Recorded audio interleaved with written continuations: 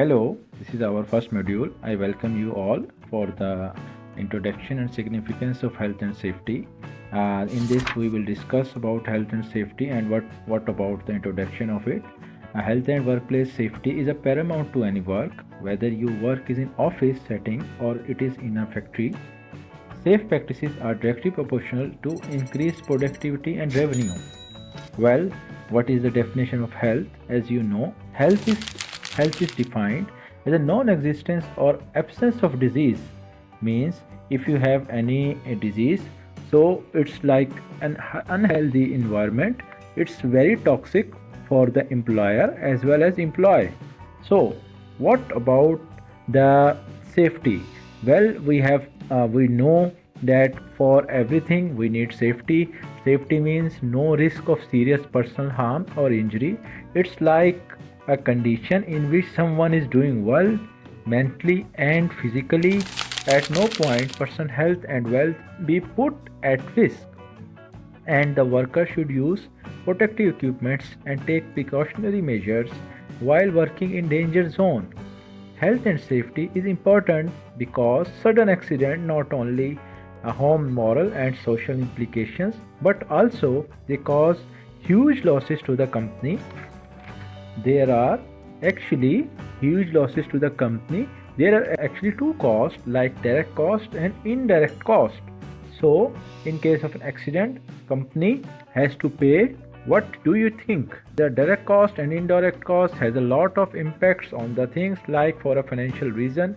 There is a commercial aspects of health and safety because unintended accidents and events can cost money. Different governments find that inadequate occupational health and safety management raises additional costs for the economy, such as disabled workers, compensation, and the expense of their medical treatment. Due to these sudden accidents, there are direct and indirect costs which organization may face. Some of these costs insured but others are not. Insurance means you save something as compensation. So what are the direct and indirect costs? Meaning of direct cost: direct costs arise directly from accident and can easily be calculated. Direct costs could be insured or uninsured, that depend on the reason for the loss.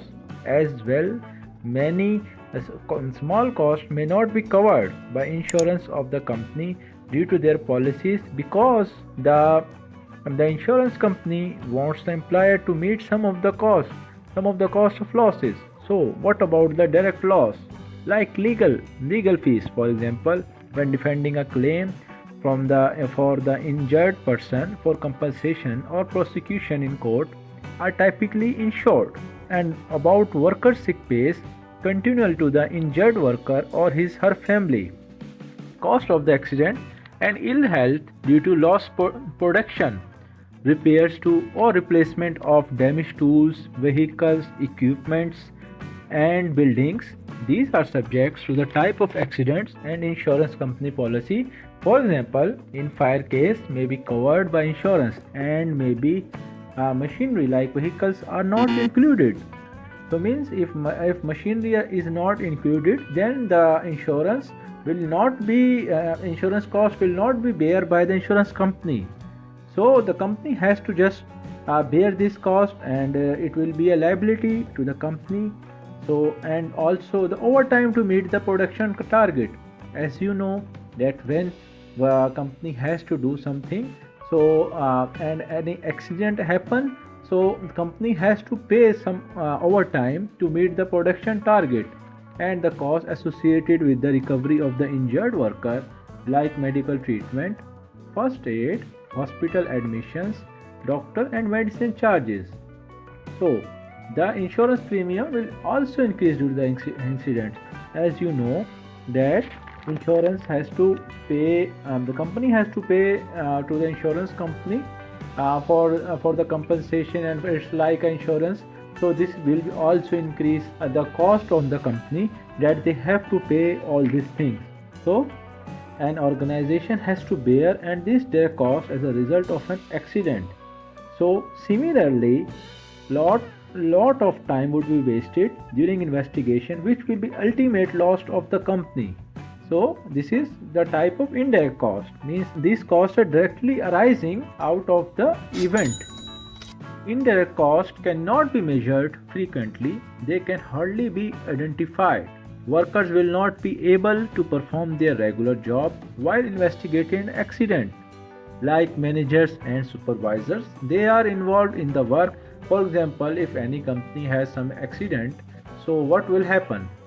All of the staff, especially the high level staff, will be include or will be directly affected by that accident, and they will be involved in that. So this will be attention will be divided, and means they cannot do any work. The morale of the workers will be affected, and they will not feel safe at the workplace, and it will ultimately lead to a reduction in production. As you know, if some worker who is not fully satisfied with the company, so he or she will not have any interest with the workplace. He will have only one thing in his mind, that my safety is compromised. So what about cost of remedial action following an investigation? You know that for the investigation you have to put a lot of money in it.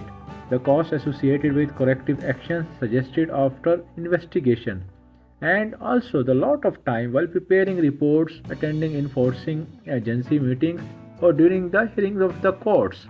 The costs associated with the hiring of new staff and their training, all are in like this. And what about the loss of organizational goodwill of consumers due to delays in production meeting on time orders, fine from court during the local proceeding, and industrial relations will also be compromised, and it could lead to removal from a trade association. So now we will discuss about insured and uninsured cost. Different types of insured and uninsured costs associated with an accident differ between undertaking and forms of accidents. In general, uninsured costs are several times greater than the insured cost. They can be compared in an iceberg picture.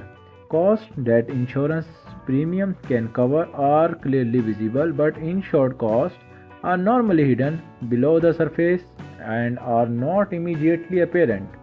What about insured cost? Employees claim insurance. It's a public liability insurance against employer because of injury. This is the insured cost.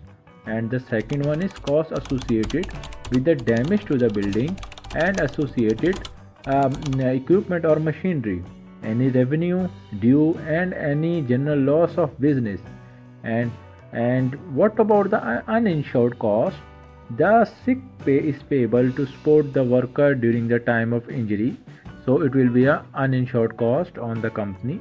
And what about the damage or loss of raw materials and products during the incident? Repairing cost of plant and machinery. As you know that mostly companies don't insure this plant and machinery. It would be compensated by the company itself, and extra salaries for extra work hours and temporary labor has to meet target.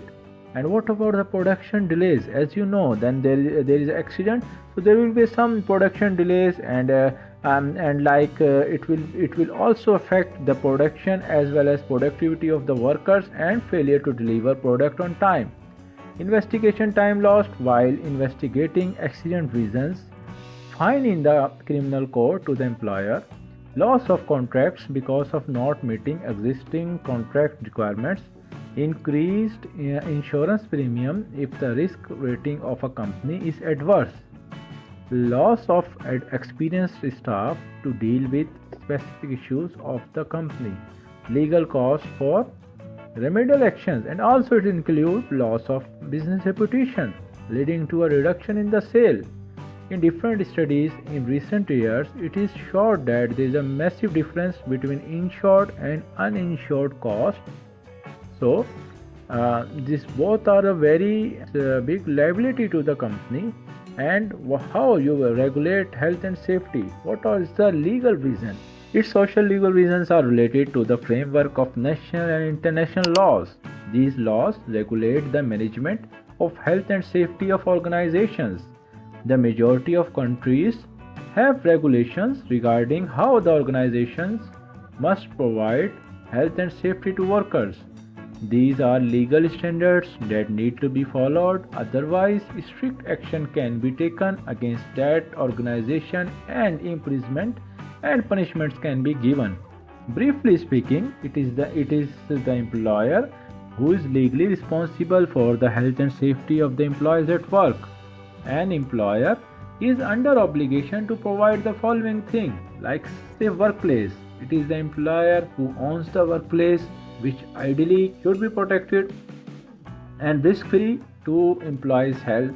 The employer is responsible for every employee and his safety.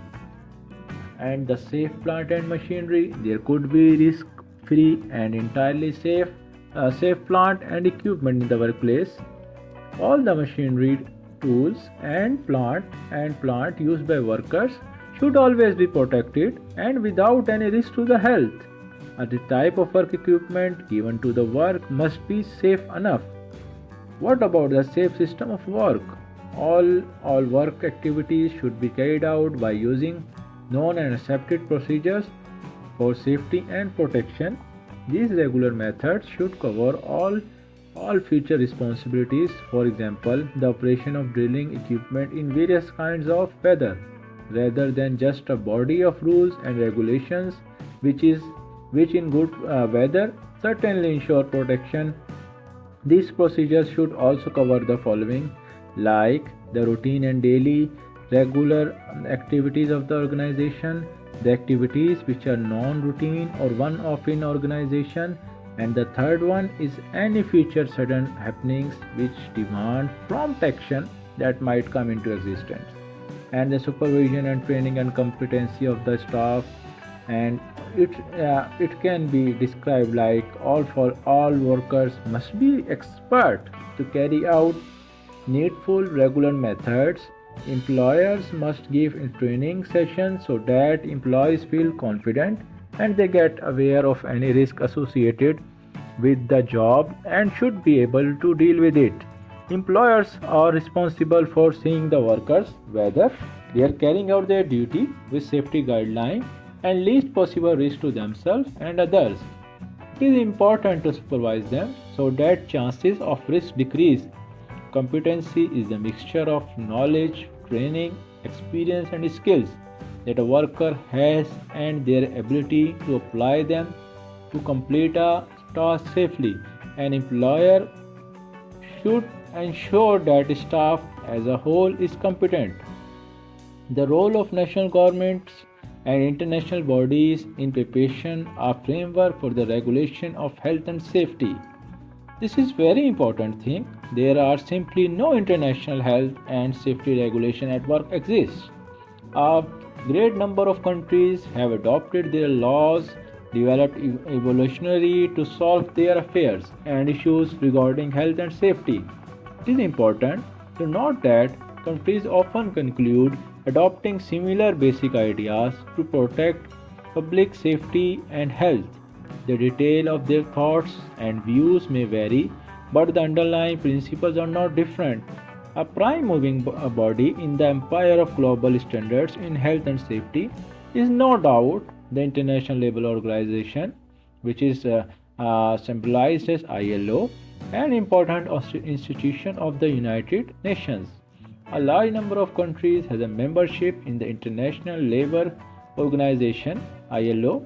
Convention and recommendations are two primary outcomes of the ILO, which has laid down rules to set international standards. These two simple outputs of ILO can be the foundation to legislate, i.e., lawmaking in each member state. Consequently, the minimum basic standards of health and safety can be adopted. Each member country enforces the standards in domestically suitable manner. That is why the elaboration of legal provisions and clauses will differ. The International Labour Organization established the Occupational Health and Safety Convention 1981 C155. This convention sets out the first line of action for health and safety. This roadmap is drawn at the national level as well as the level of the individual organization. In this way, it may be termed as two-pronged plan of action. The Occupational Safety and Health Recommendation 1981 R164 further adds material to C115, C155 and thoroughly provides guiding lines to act upon the action programs of C155. Particularly, it points out the duties and obligation of both the employers and employees for achieving the primary target of a protected and healthy workplace. Most of the ILO member countries have confirmed and signed C155 and made their national laws according to the requirements of C155 and R164. C155 and R164 define the responsibilities of the employer and individual workers regarding safety and health of staff in the workplace.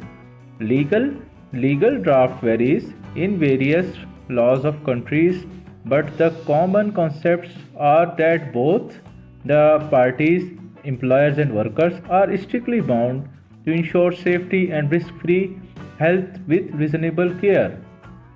So now, what is the employer's responsibilities?